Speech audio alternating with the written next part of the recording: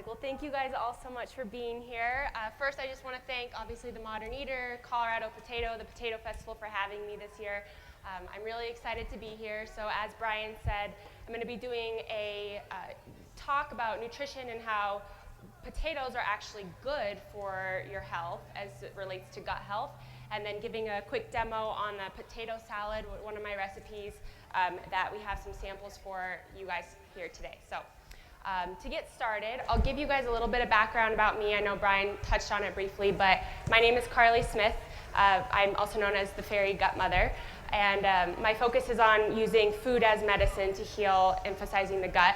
And I really became interested in all of this after being diagnosed with Lyme disease in 2014. And I don't know if you all are familiar with Lyme disease at all. It's not as prevalent in Colorado as it is in some places, but basically it's a tick bite, and I lost all neurological function, couldn't get out of bed, forgot where I lived, driving home from work.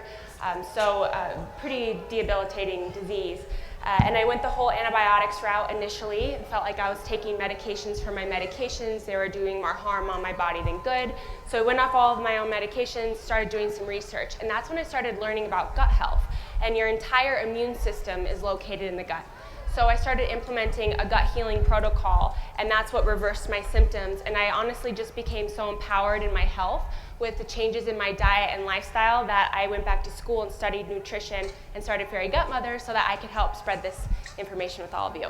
So to get started in talking about gut health, are you guys familiar with gut health at all? Or maybe you've heard the term probiotics, just a show of hands. Okay, so it's getting a little bit more widely known and discussed now, which is awesome. I believe when I first started doing these talks, nobody had any idea what gut health was. So it's exciting to hear that it's kind of getting out there a little bit more. So your entire immune system, nearly 80%, is located in the gut. That makes gut health really important, not just if you are fighting a disease or trying to reverse any sort of condition.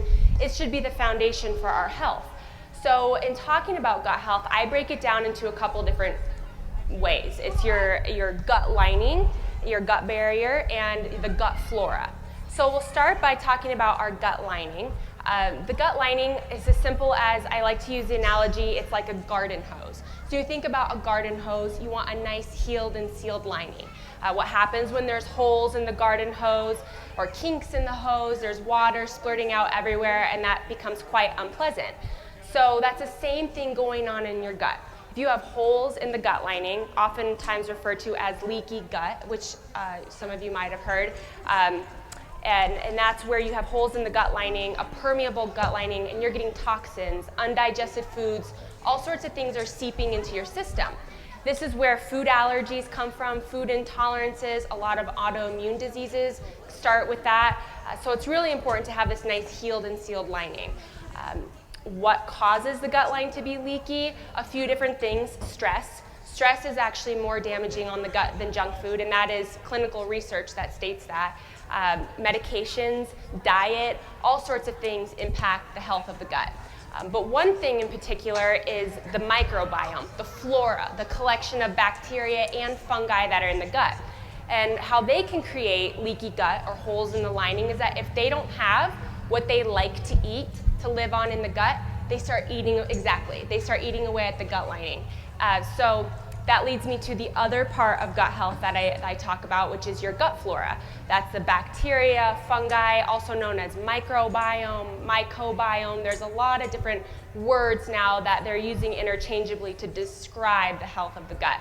So so basically, yes, it's your collection of bacteria and fungi. Now, when these get out of whack or overgrown, the pathogens start taking over, and that can be really problematic. That is also a root for a lot of different diseases. So it's really important to make sure that you're maintaining that optimal balance of the two of those in the gut. So what do these organisms like to eat in the gut? Primarily, they like to eat fiber. So that's any high fiber-rich foods, fruits, vegetables, but also food in the form of resistant starches. And that's where potatoes come into play, because potatoes are really high in resistant starches. So resistant starches are just that. They're resistant to digestion. They break down in the large intestine. They break down in the large intestine by becoming food for the bacteria. so the bacteria eats them, and then that's how basically they're digested. Potatoes, but also oats, grains, legumes. So there's all different kinds of foods that act as that food for the bacteria. You might also hear it referred to as prebiotics. So probiotics, which I'm sure you're probably familiar with, talking a lot about probiotics lately, that's bacteria in the gut. Prebiotic is basically the food for the probiotic. So it's really important that we're bringing in and we're eating these foods. You can take a probiotic supplement all day long, but if you're not eating the right foods for this bacteria and fungi to live on, they just end up dying. So it really defeats the whole purpose. So, does someone have a question? No? I know I just threw a lot of gut health information at you. Yes?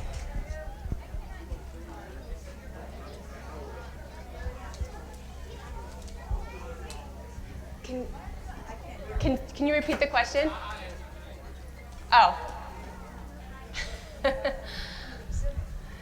yeah, I know it's a lot of information, so if you have questions, I'm happy to answer.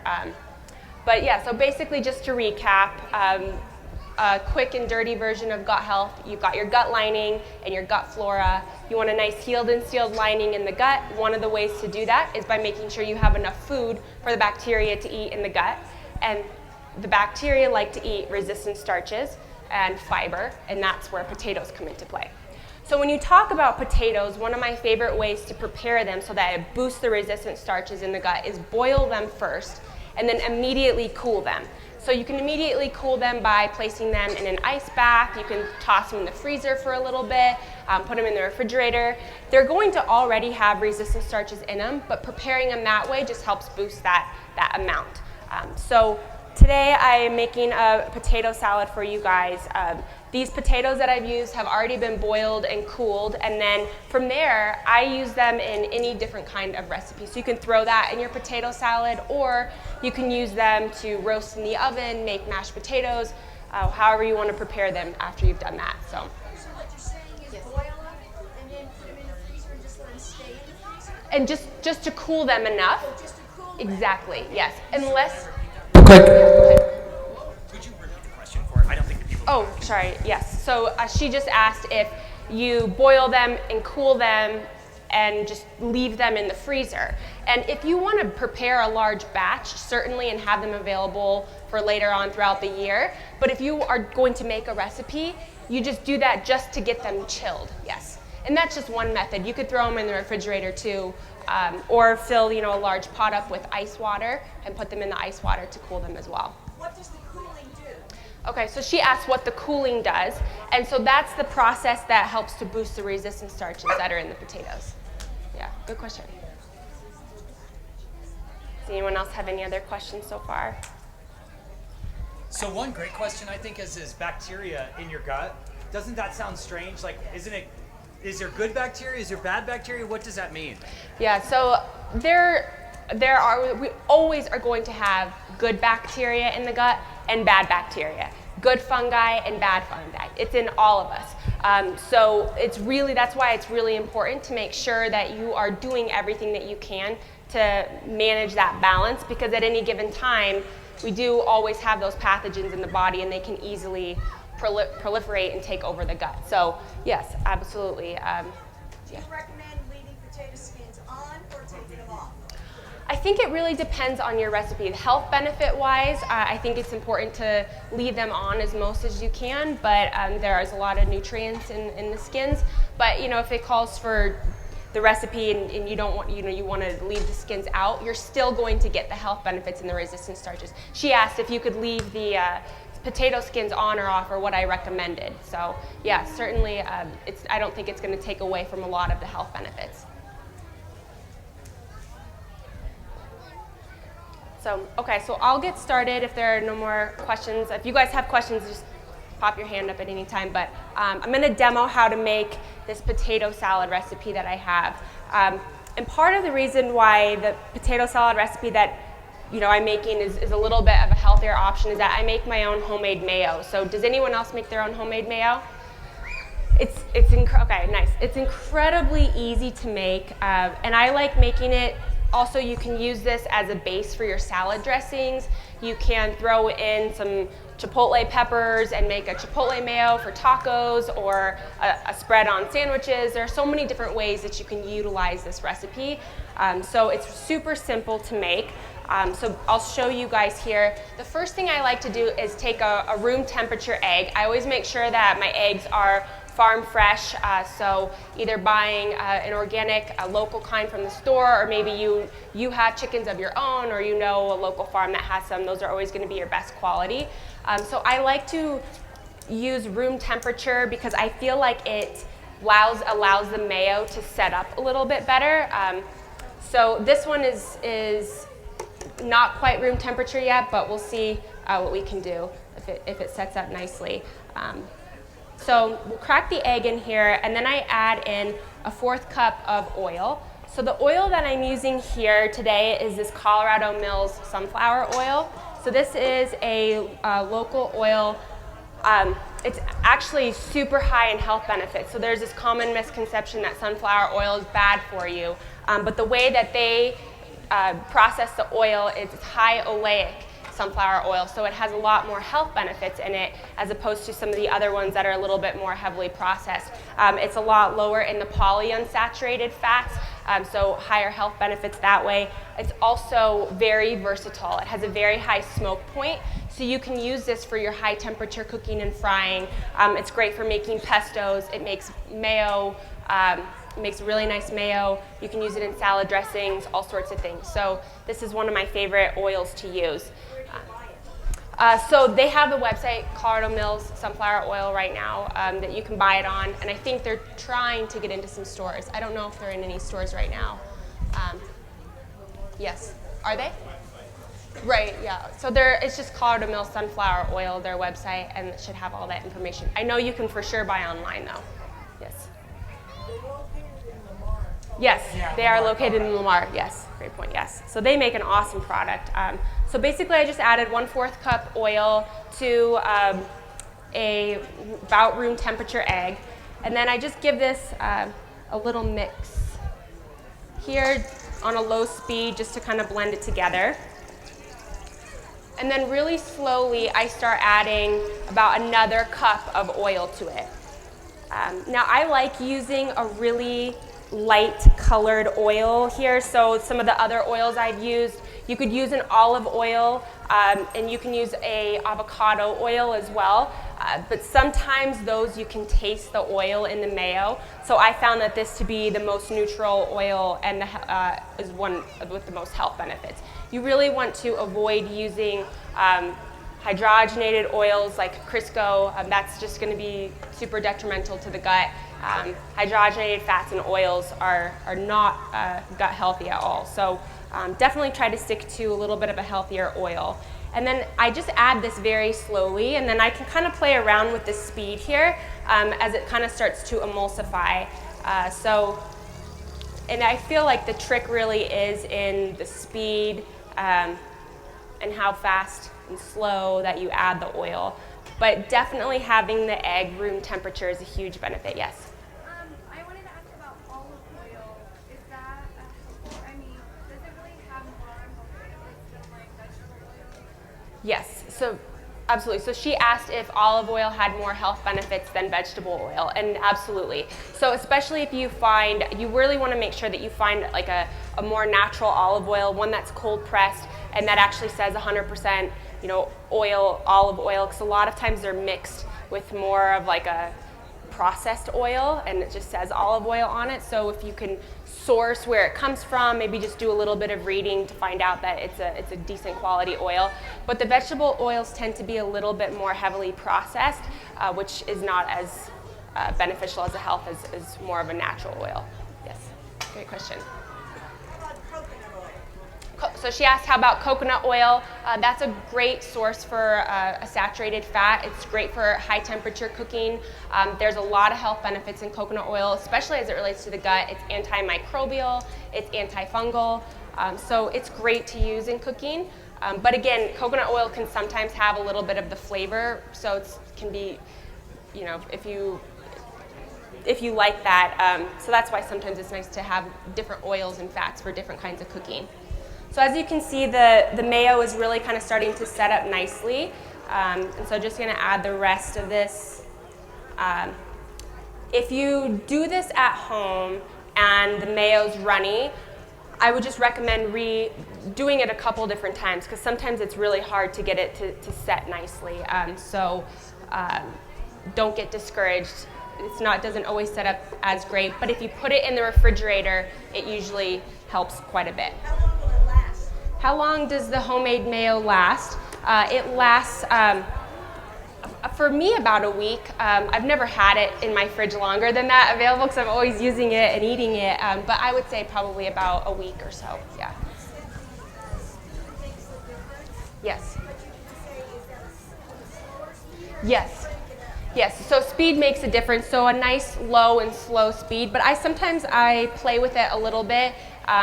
If you don't have a blender to use, you can always use an immersion or hand blender as well, and that works nicely. Or like if you have a mixing bowl, KitchenAid, something like that, you can do it in that as well. So after you've added the egg and the oil, then I add the zest of a half a lemon. So I love adding a little bit of lemon zest to almost all my recipes, or lime zest if I'm doing like a guacamole recipe. It adds a ton of flavor and just really is super fresh. So I just zest the half of a lemon and then add the juice of half of a lemon. And then a teaspoon of sea salt. And then I just blend this back up. And again, you can do a lot of different things with this. So I love doing chipotle peppers in here, making a chipotle mayo. You can add a little bit of apple cider vinegar to it, which adds a little different flavor, and that can be really tasty as well. But it's fun to play around with, and again, using it as like a base for a lot of different dressings, marinades, all really, really good. So once you have your mayo set, like I said earlier, these are about 6 potatoes that I've just boiled and cooled. These are actually from Strohauer Farms, and they're up north in LaSalle, yeah. So, and they're here today. I think they have a booth somewhere, so make sure to go stop by and say hi to them. She's making potato truffles, I think I heard, at her tent, so that sounds amazing. So about 6 of these potatoes. So add those to your mixing bowl, and then just a few stalks of celery. Another thing that's really versatile with potato salad is you can really use anything that you want to add in here. If you want to do like a relish. I don't know if you all are familiar with cooking with fennel at all.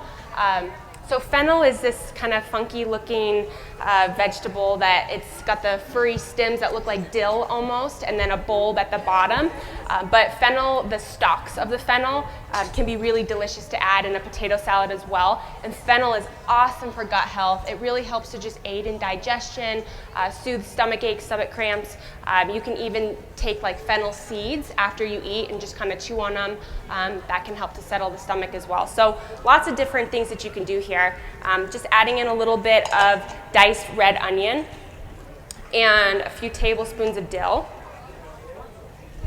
And then we're going to add the rest of the homemade mayo in here.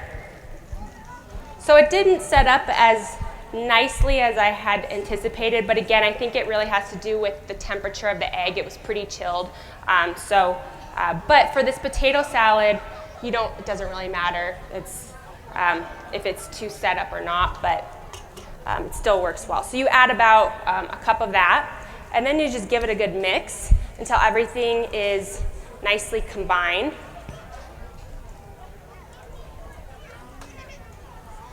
And then again, from here, you can really add in, if you want to add in some extra sea salt, some more lemon, some lemon zest, whatever you guys like, you can always do. But I have a ton of samples up here that you're more than welcome to come up and try. And then you just serve as is, and it's a really, really healthy way of having potato salad. And one of the things about health and nutrition and gut health in general is that I really don't believe that we have to sacrifice eating our favorite foods. Like, I feel like potato salad is the summertime staple, and we can continue to eat these foods as long as they're in more of a properly prepared form. So all of these things are super healthy. Good quality oil, good quality sea salt, properly pared potatoes, and it turns out to be a very healthy recipe. But the awesome thing too about gut health that I've just been learning is that how resilient the gut is, and the gut can handle moderation. So I always tell people, 70-30 or 80-20, where 80% of the time you're doing better, maybe like Monday through Friday, you tend to eat a little bit healthier. And that can allow you to have some flexibility on the weekend. The gut is super resilient. If you go off your diet, and you eat a little bit more unhealthy for a few days, the gut's not going to care, as long as, after 1 to 2 days, you get back on it. And the same thing is true with stress levels. So the gut can totally handle moderation. It's just that the chronic periods, it's the chronic periods of not eating as healthy, or the chronic periods of stress that are really damaging to the gut. So I think that's always good to know. Yes? What about the raw egg? Is that healthy? So a lot of people ask that question. She asked about the raw egg and if that was healthy or not. And I know there's a lot of controversy around raw egg and if this is healthy or good or not. I think it is, depending on how you consume it. That's why I really stress making sure that you source it from a good source, so you know exactly where it came from.